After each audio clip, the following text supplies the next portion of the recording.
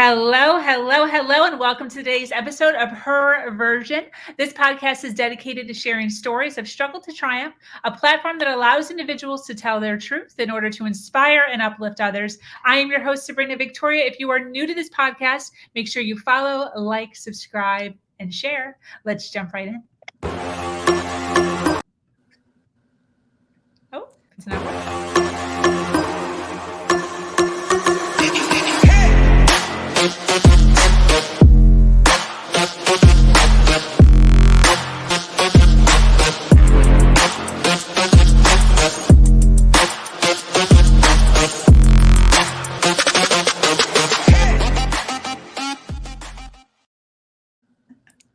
Thank you for joining us today for this episode of Her Version. The Her Version platform is built on storytelling and the understanding that many times our greatest learning experiences come from listening to other people's stories. Today, I am speaking with an amazing young woman named Alana Vera. Alana is here today to talk about her struggles with lupus and how she came to reverse her symptoms naturally, and she did it on accident, which is kind of cool. I'm excited to hear about this one. She has so much to share with us around the topic of healing foods, healing words, and how she has come to clear her mindset through healing her inner child, eating healthy, and becoming aligned with herself. Welcome, lady. Thank you so much for the gracious introduction. I appreciate it. Yes. Girl, thank you so much for being here. You were on my round table now called Impact Panels last month on the subject of narcissistic abuse. Yeah. Yes. And I'm so excited for this podcast, not even kidding. You had so much information, like amazing information that touched me, whether I was on stage or backstage, that hit me so beautifully, not like hard, but just like resonated with me so much that literally after that podcast, we got off, went about our business. I checked my calendar to see when I was going to be interviewing you next because I love that. Oh my god. Because I was so excited to sit down with you and just pick your brain and just a little bit more on what you know. There's so much information that we have that we don't always get the chance to share. And I loved your vibe and everything that you stood for and how far you've come. And I think the other thing was just you're young, like you're a young soul. And I just appreciate where you are mentally in comparison to where I was mentally at that point. And I love it. I love where you are, and I'm so excited to see where you go and what you can accomplish by the time you reach my age, and just excited for you. Oh, thank you so much. I really appreciate the kind words, Sabrina. I mean, I've always been kind of called an old soul, so there might be something to that as well. Yes, I totally agree with you. So listen, I want to jump right in. There's a few different avenues that we're kind of going to be covering here, and I hope that it flows nicely for the people who are already watching live and for the people who are jumping on a little bit later or watching this in the replay. But I'd love for you to kind of just open up about, who you were as a child, your teenage years, and kind of like what you looked like, what you believed in, what your world kind of looked like when you were a little bit younger. Oh yeah, such a great question. So I guess when I was younger, I mean, I've always been a creative person, so I've always been, creating things, whether it be art, music, and I guess, around like middle school age, I kind of had some social traumas and things like that, and I kind of went more introverted, even though I think I'm actually kind of a more extroverted personality. And so, that kind of affected me hard, and it kind of affected the way, that I related also to, my parents, and, my mom and I kind of got a little enmeshed. So, that was a little bit, hard to overcome. So I feel like some of those things, definitely kind of, obviously it was on the narcissism panel. So I think some of those traumas definitely had an impact, into my later life. But, I was always very, academic, and I funneled a lot of my energy into just everything that I was trying to accomplish. I've always been very career oriented. So when I was in high school, I decided, I wanted to graduate a year early because I wanted to pursue music. So I completed my studies. I did summer school so I could get through everything quicker. Wow. And I just knew what I wanted to do at that time. So I ended up graduating and then going to school for audio engineering. I went to school in Arizona. It was about a year-long program. And then when I was 18, I ended up moving out to Los Angeles and completing my internship for that program there at East West Studios, which is a pretty big studio. They've got a lot of, I met Justin Timberlake while I was there, Jessie J. It was a pretty cool experience. But then I started, I wanted to, I always like to do everything myself, I guess. So I'm always very DIY type of person. I have a lot of different interests, kind of multi-passionate, I guess you could say. So I built up my recording studio in my apartment in Hollywood. And at that apartment, so I created my first album. It was amazing. I recorded, produced, I did all the things on my album. I was very passionate about pursuing my music career. But, some things kind of definitely went through a lot of traumas during that period in my life. I experienced for the first time in my earlier 20s depression and anxiety. So I started, basically I got on the track of inner healing. And I started working with a therapist who was somatic. She was a somatic therapist, so very in tune with connecting the mind and the body. But it was also, it opened up a lot of things as well. When we start to do our inner work, sometimes it's like, oh, there's that can of worms, 100%. Yeah. So, just kind of unpacked some of those things. And I guess, I had a series of, different relationships, at that age. I kind of was in my first kind of more serious relationship when I was going through this process of inner work kind of for the first time in that way. But nothing abusive or anything at that time. Just, not maybe the healthiest relationship, but definitely I wouldn't call it abusive.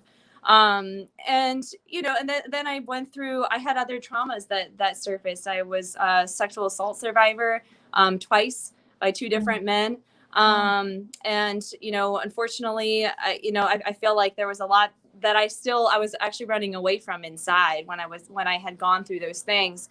And, I ended up meeting this who is now the narcissistic ex. And he, at the time, of course, he seemed like the best thing in the world.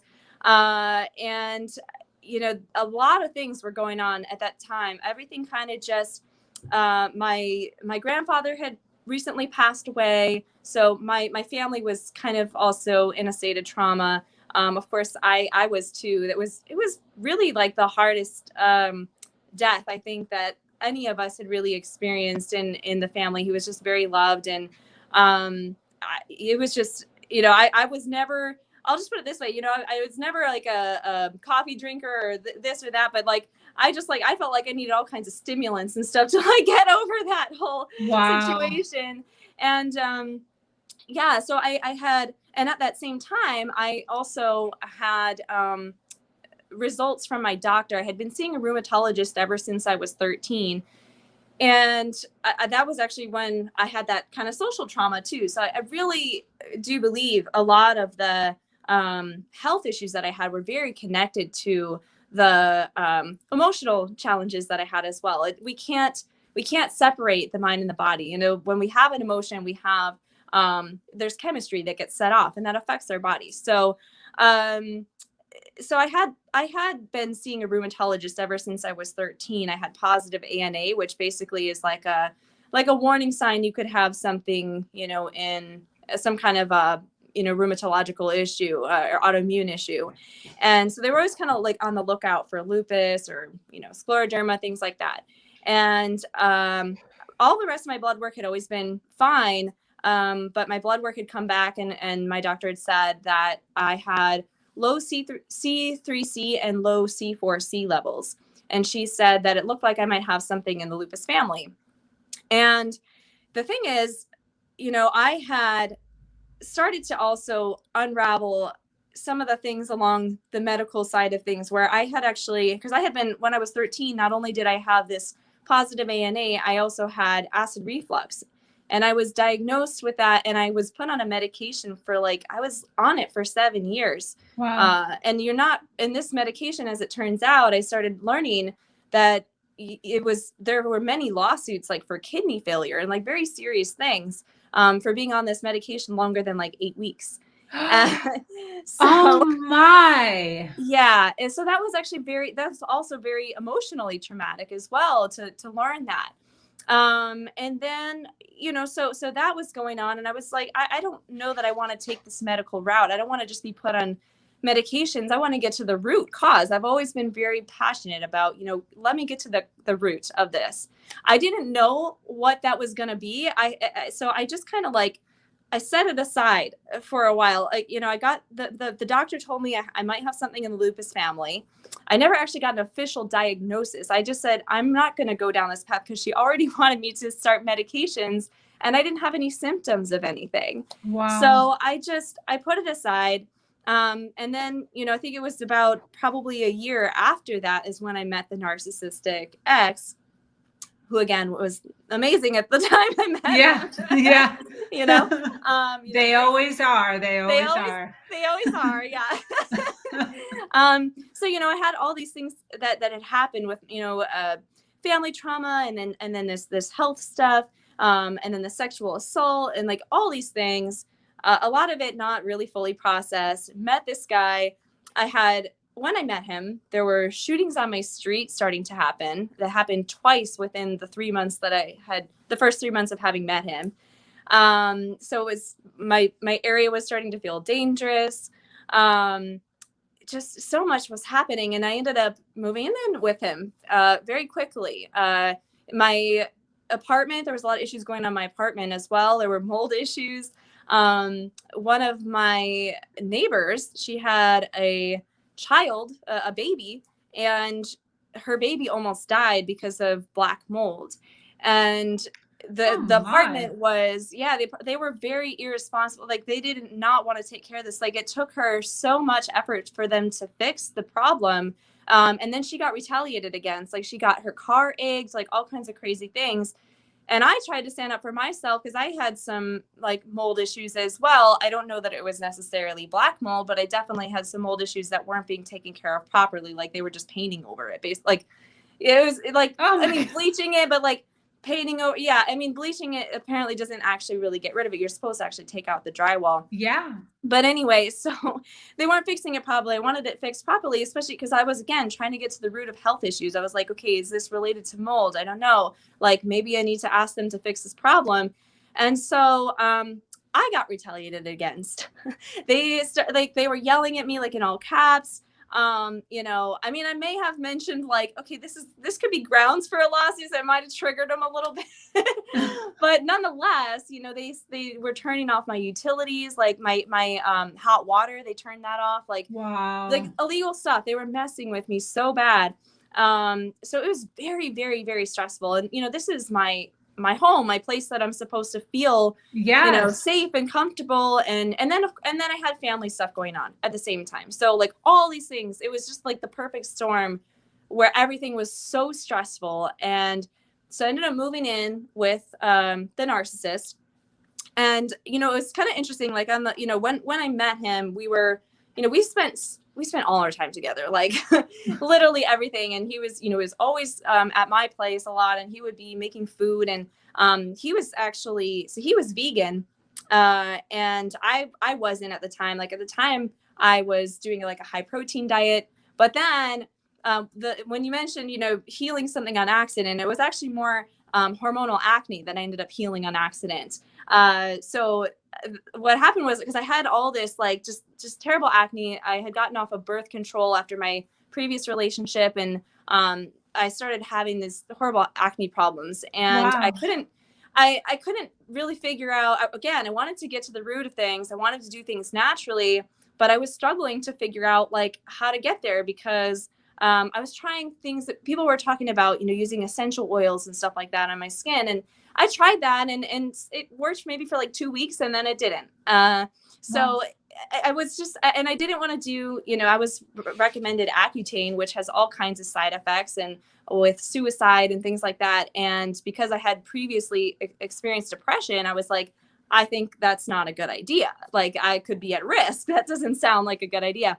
So, so I just kind of like, again, it's like, okay, well, I want to get to the root of the issue, but I guess I'm going to push this aside because I don't really know what else to do. So I met my ex, who was vegan, and he was making all these foods, and I just wasn't, I was kind of like just going along with it. Was kind of lazy, maybe not really cooking, letting him cook for me. And about a week went by, and I noticed that I hadn't eaten meat or dairy in a week, and I hadn't really even thought about it. And I was like, like, I wonder what will happen if I just keep going.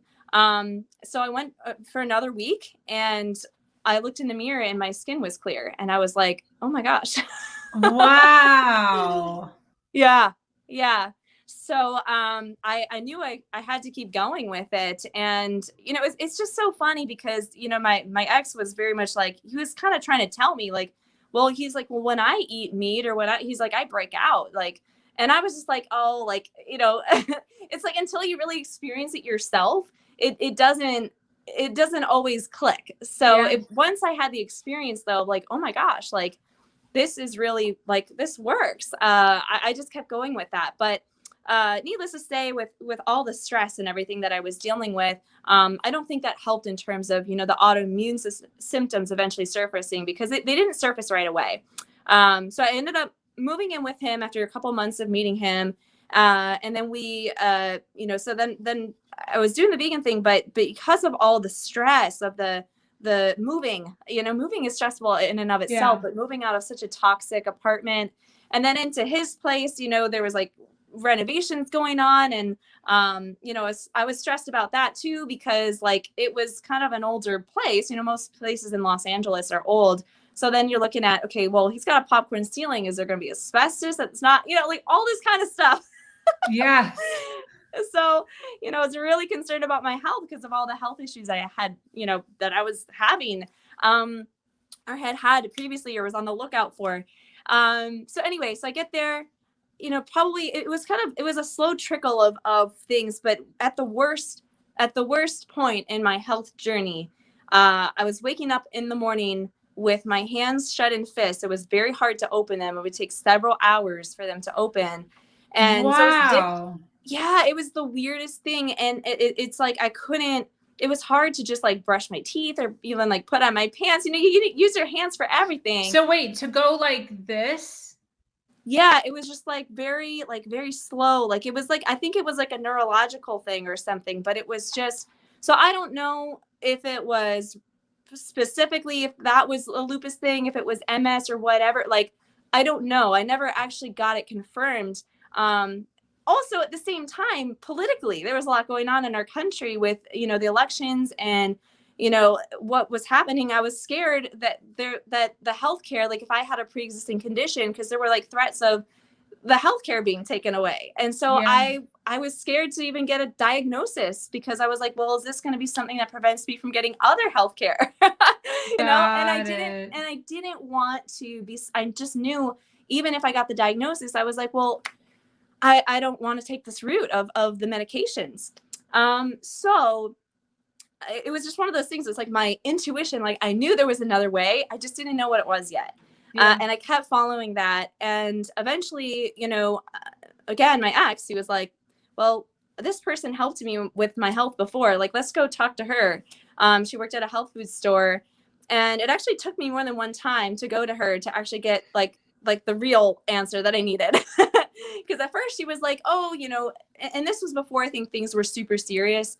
But she was like, oh, maybe you need to do paleo or something like that, which wasn't like, that wasn't doing it. I did not heal until I went 100% raw vegan. Like I got the cooked foods out, like all that stuff.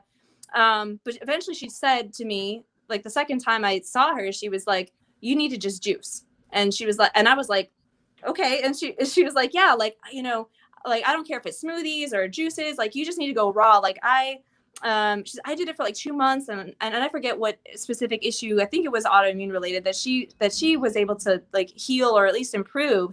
And I was just like, wait, you did juices for 2 months and you survived? Like, how do you do that? Yeah, totally. Yeah. And I was just like, okay, like my mindset shifted. And the thing is too, like I started doing some research on YouTube. And it was honestly on YouTube, it was easier to find things than it is now. A lot of things now are like shadow banned and it's harder to find. Yeah. But I found Dr. Robert Morse and I was listening to him talk, and he's a naturopathic doctor, and he's very, very big on fruits, berries, and melons and herbs. And he's all about like the raw vegan way. And I was just like, when I saw this, when you see something on YouTube and you just search for something, you don't know the person. You're just like, okay, like, I don't know, like, is what he's saying like really serious? Like, I'm not sure if this is possible. Like, how can I just eat fruits and vegetables all day and that's it? And at the same time, my intuition was telling me like, try this. Yeah. And I, at the same, it wasn't until I met this woman in person, someone that I felt like, okay, this is through someone that I felt like, I could know and trust. And she actually did this herself, that I could say, oh, this is confirmation that this is what I need to do. So once I got that like confirmation, then I just went full in. And what I actually found for myself was that when I would eat vegetables, my hands would kind of spasm. I would be waking up in the middle of the night, like I couldn't sleep right. When I just did fruit, that's where I actually did heal. And this was what Dr. Robert Morse was talking about as well, was that like it confirmed what he was saying about, like especially when you have like real serious like neurological type issues, like the high fruits. He always recommends the high fruits because that's there's so much electricity and our nervous system is electric. So when we're eating all these electric fruits and they're moving that lymphatic system, it gives us that chance to regenerate and flush that stuff out. So I actually did nothing but fruits for 9 months. Like that's it. Wow. Yeah. And now when you say that, is that eating, juicing, and smoothing, or how did you do that? Yeah. So I did, and I did like during that time, I was always trying to experiment with vegetables because I was always like in my head, like, because we're always taught vegetables, right? So I think in my head, and we're also taught that fruit has a lot of sugar. Yeah, exactly. Yeah. There's a lot of mindset elements to like, we have to unlearn everything that we've been taught, and that's hard. Yeah.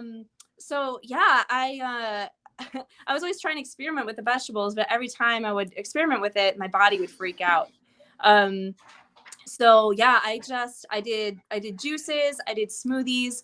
I was able to here and there like get away with some higher fat fruits like avocado and coconut, but there were other times where I had to actually take those out and just do just I guess what you would think is normal fruits. Like I think a lot of people maybe don't think of an avocado or a coconut as a fruit, but botanically, I guess it's a fruit. I think. I think coconut might be a nut, but but anyway, I was able to mostly do. I did a lot of melons.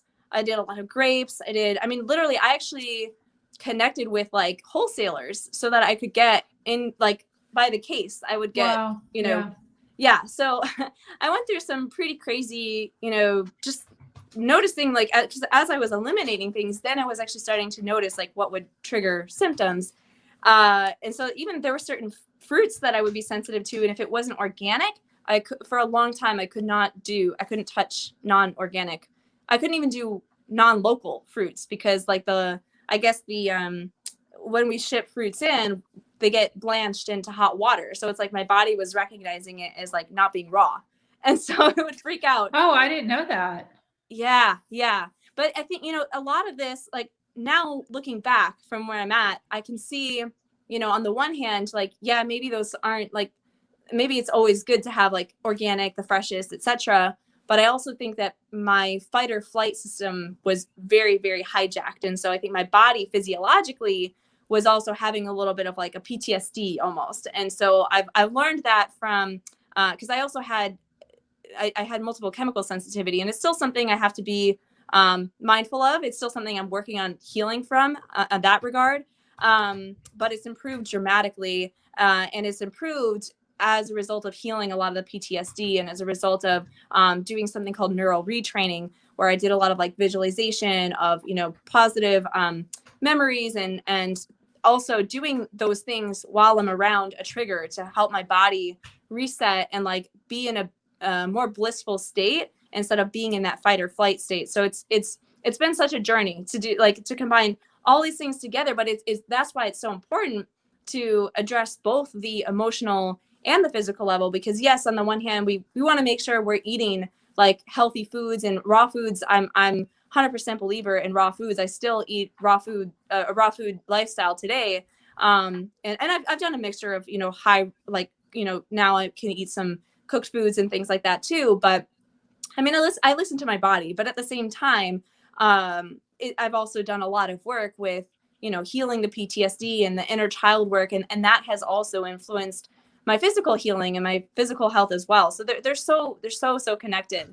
You know, and then of course, like the traumas, that we experience, like, you know, as domestic violence survivors, you know, that can affect us in so many different ways. It's so important that we take care of our physical health too. 100%. When you say, for those listening now on on live, and for those listening on the replay, can you? Not everybody is in tune with their body. So when you're saying I listen to my body, but what the frick does that mean? You know, can you kind of explain to those that don't know what that means, one? And then the other thing is, there, while you were talking, you mentioned like sometimes I can add in avocado and coconut, sometimes I can't. How do you know when you can and what you can't? What is your body saying to you during those two? Oh, good question. So I'll start with the last question, which was about the coconut avocado. So that was kind of a temporary, well, actually I'm kind of not doing fat right now that I think about it, but I pay attention to like if I have symptomology of for example, I was noticing when I first was going raw vegan and doing the fruits, 100% fruits pretty much, I was paying attention to like my hands, and like paying attention to, because I do have a little bit of like scleroderma type of like callousing, it looks like, on my fingers. And I would notice it would get inflamed when I would eat the fats. Oh, wow. So like it would get red, and I'd be like, maybe I shouldn't eat the fat. So I stopped eating the fat, and now I'm noticing my body isn't really liking fat so much. Like I'll get a little bit of like anxiety almost. So I'm kind of just, I have to kind of go easy. And I think it has to do with like the liver, gallbladder, pancreas, you know, and of course with everything that I've gone through as well, it's like, of course I'm still, you know, my body is still a little sensitive to some things.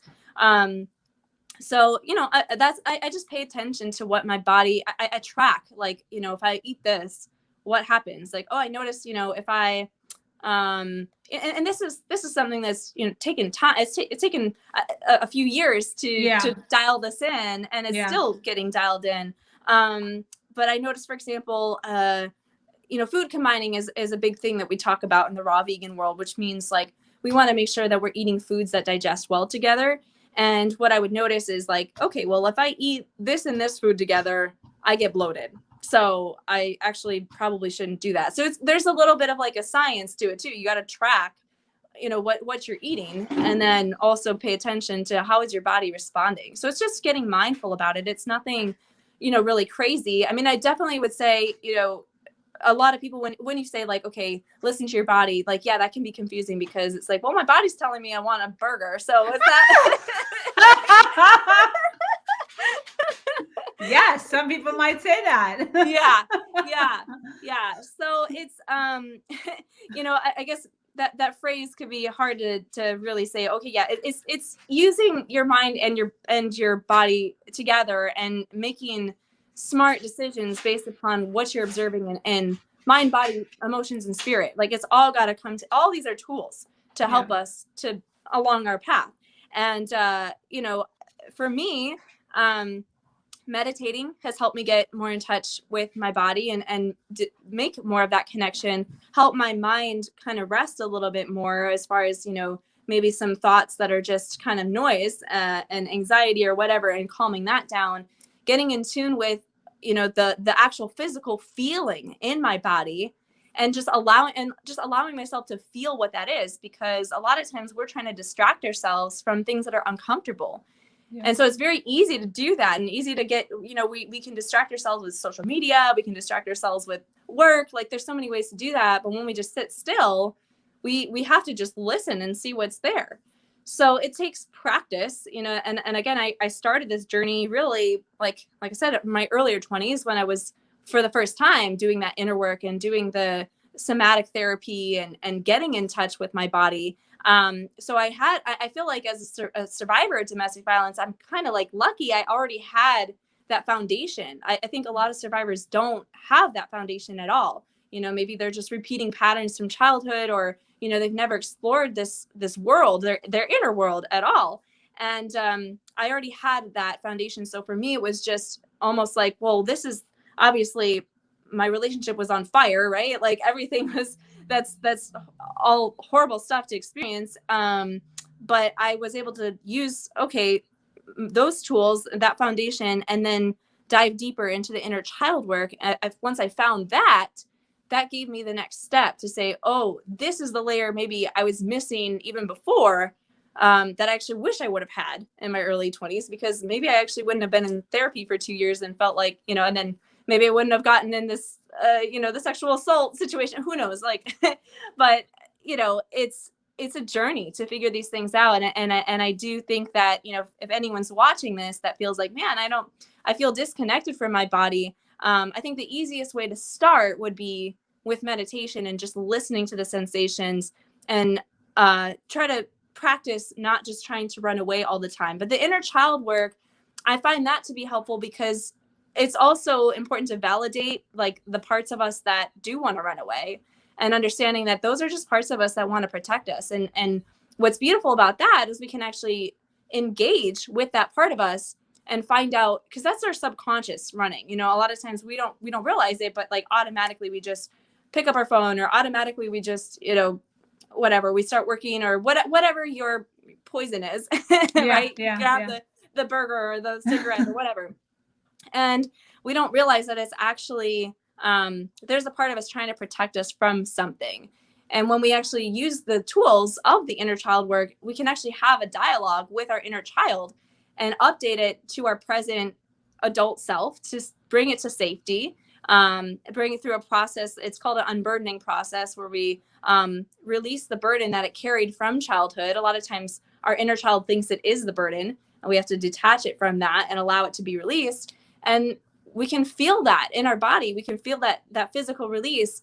And also that can change the habits that we choose. So whether it's unhealthy eating or unhealthy relationships, regardless of what we're using as maybe a clutch or a distraction, we can start to do that inner child work to allow that to loosen up, so we don't have to cling to those things so hard, and we can actually start to make more empowered decisions, again, whether it's relationships or health or just our life in general. 100%.